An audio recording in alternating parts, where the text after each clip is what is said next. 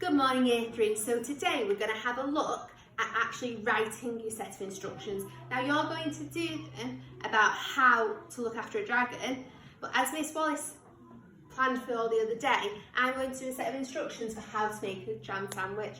So first of all, let's have a look at the success criteria. Today, you need to make sure that you are using imperative verbs, those bossy words, the command verbs, but we've already listed those in our plan that you did with Miss Wallace the other day. You need to make sure you are writing clear sentences that are easy for the reader to understand, so short, snappy ones that are nice and easy to read. Adjectives or adverbs to help the instructions be clear. So if you want something to happen slowly, you're telling the people that. And lastly, you need to make sure the instructions are in the correct order. So we're going to use the plan that you did the other day to help you. This is the one that Miss Wallace did, so I'm going to use that. If you have a look at the very top of mine, I have written my title, How to Make a Jam Sandwich. However, yours isn't about making a jam sandwich. Your title will be How to Look After a Dragon. Next, I've put my equipment. Any equipment that you want to use, you need to write equipment and put it in a bullet pointed list at the side. Because now we're going to move on to our method. We're going to use the plan to help us, and we're going to create the sentences. Now, when we are writing a set of instructions, it's very important that we use time adverbials. Now, we've done time adverbials lots of times. These are words like first, next, then, after that, and finally. Anything that tells us when something is happening. You will notice in this list that I've put at the side, I've put a comma after each one. It's really important that you always put a comma after your time adverbial. So, if we move on to the method, what you can do is you can number each step as you go along. So, number 1, think about which time adverbial you might want to use first. I won't use finally for number 1, I'll use first. So, I'll start with my time adverbial. First, comma, I'm going to have a look on my plan. It's telling me to gently pick the soft, fluffy bread. So as you can see, we've almost got the full sentence there. We just need to finish it out, sorry. So first, gently pick. I'm not just going to write soft, fluffy. I'm going to make it into a sentence. First, gently pick some soft, fluffy bread from the back.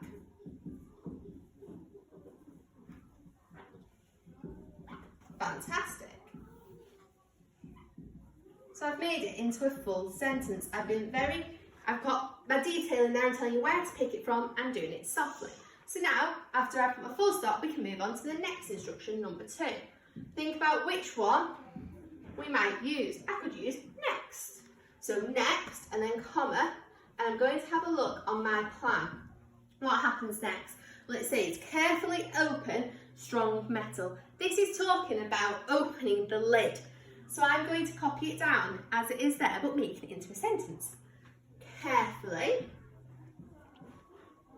open, a nice imperative bossy verb, carefully open the strong metal. Now I'm going to add my little bit of detail here. I'm going to tell you that it's the jam jar lid.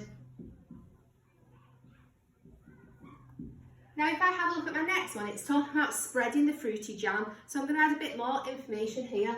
Next, carefully open the strong metal jam jar lid and get some jam on your knife.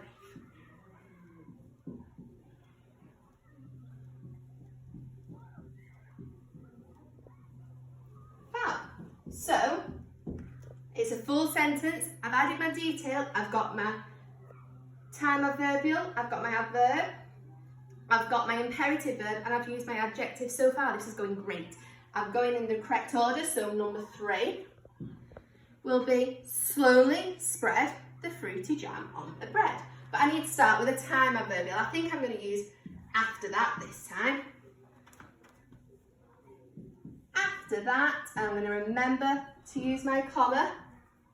After that, slowly spread the fruity jam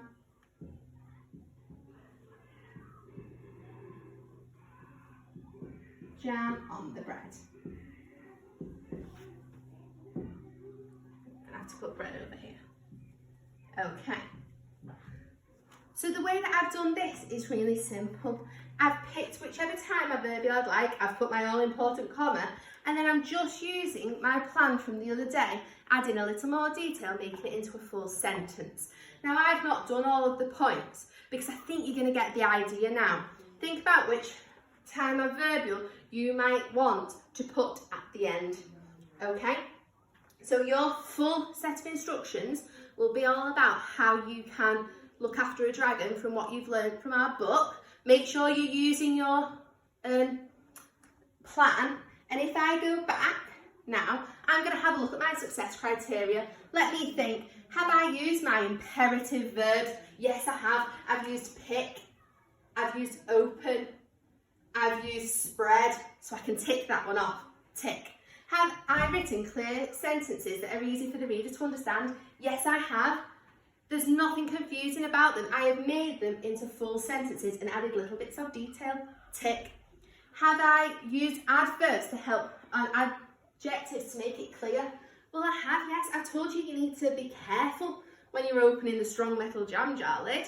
Brilliant. Tick. And lastly, have I made sure that the instructions are in the right order?